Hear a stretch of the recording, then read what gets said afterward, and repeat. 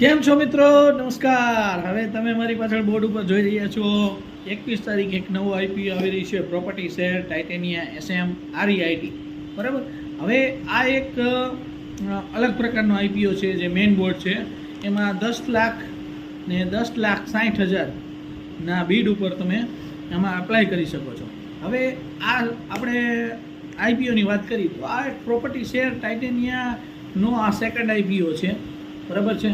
આની પહેલાં બી એક આવેલો આ રીતનો આઈપીઓ આવેલો. હવે આ લોકો કામ શું કરે છે? પ્રોપર્ટી શેર જે અમુક પ્રોપર્ટી હોય આ બધા માં 7% થી 12% જેવું રિટર્ન રફલી મળતું હોય. આમાં કોઈ શેર હોય એમાં કોઈ ભાવમાં વધઘટમાં બહુ ઓછું જોવા મળે.